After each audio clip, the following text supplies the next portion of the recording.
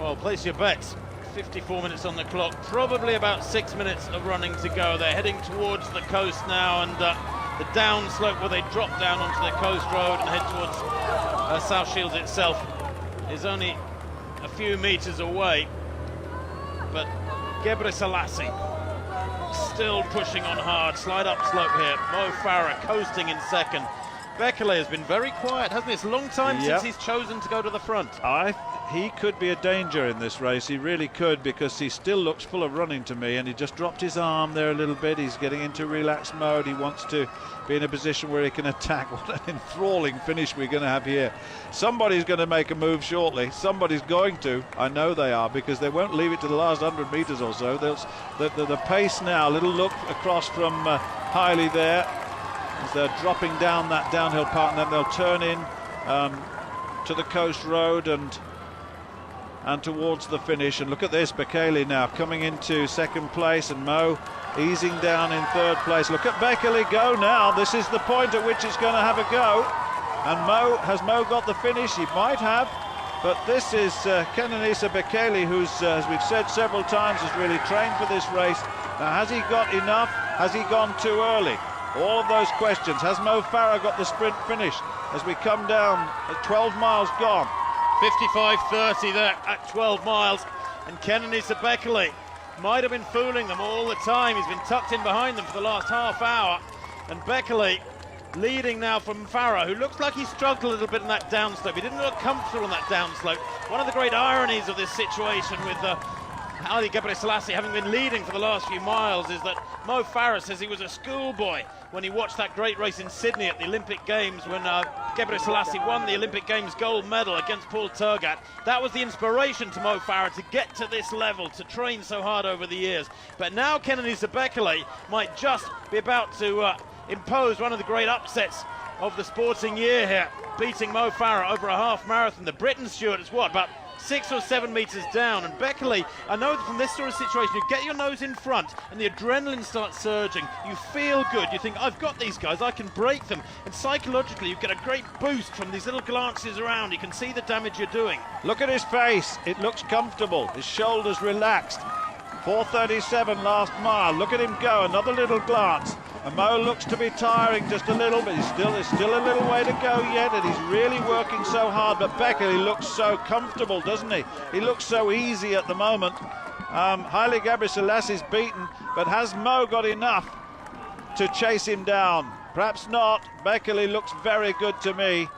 About 3 minutes, 2 minutes, 3 minutes to go in this race. Still time. Has Webekli gone too early? Probably not. Well, the 12th mile was 4:37. Goodness knows what this 13th mile will be. We won't get it probably because they've only got about 100 metres to go after the 13-mile marker. But Webekli, there's been talk of him having a foot injury, 20 kilometres there in what, about 57.20. And there's been talk of Webekli having a foot injury, but we knew he was an unknown quantity beyond 15 kilometres. He's never run further than 15 kilometres. Now we know what his mettle really is, and it's pretty impressive. That gap is growing. Yeah, and he smiled. I saw a smile there. He looks very comfortable, doesn't he? He's got this. He's got this. There's no question about that. Mo's not going to catch him today. He looks full of running as he closes in the last 1,000. It must be about 800 metres to go to the finish now. And certainly he looks, he's glancing and glancing because he knows that Mo's got the pedal, he's got the power, he's got the speed, and Mo's really working so hard to try and get back. But there's a relaxed look in this on the face of this great Ethiopian world 5,000 and 10,000 metre record holder. What an athlete he's proved to be. He was the man who stayed at the back of the group, let the other two lead all the way, and attacked when it mattered. Well, it's a debut for Kenenisa Webekli. Is it going to be a winning debut? Mo Farah, 10 or 15 metres down, grimacing. You can see the white teeth of the Olympic champion, the world champion at 10,000 metres. But that gap is big now. That's 20, 25 metres. And that's a clear indication of exactly what the challenge is for Mo Farah, with only about a minute of hard running to go. Surely he can't get back to Kenenisa Webekli, who is saying here, Stuart, in the most emphatic manner that I am far from finished. I can race on the roads, and I can race very well on the roads. And for some, this might throw a question mark as to the ability of Mo Farah to withstand the challenge of the full marathon come London next April. Jebreselassie has said, don't go for it. 400 metres to run. Jebreselassie has said to Mo Farah, concentrate on the track, postpone your marathon career, and this might be another reason to do just that. He is catching him, Tim. He's diminishing that advantage, but I think it's going to be too much. It's surely too much. It's a great effort, and he's still having a go. Look at this, he's closing down very, very quickly indeed, and Mo has got it down to 10 metres. Jebreselassie is bent, he's in third place. This is the battle. Kennedy Bekele and Mo Farah with 200 to run. Surely he can't get there now. Bekele has fabulous speed as well. Mo Farah might have left this too late. 100 metres to run, and Mo Farah is busting a gut to get there. Time and again he's won big races on the track with this great sprint speed of his, but can he get past Kennedy Bekele at the finish line? It's going to be inches in it at the line.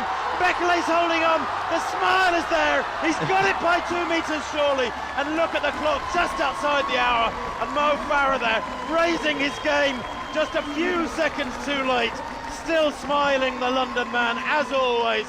But Kennedy Bekele is back.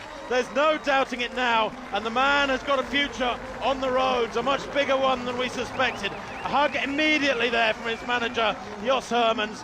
Mo Farah congratulated by Hermans as well. But that will come down as one of the great half-marathon races in history, as in third place, Haile Gebrselassie crossed the line in 60 minutes 40 unofficially. Still fabulous running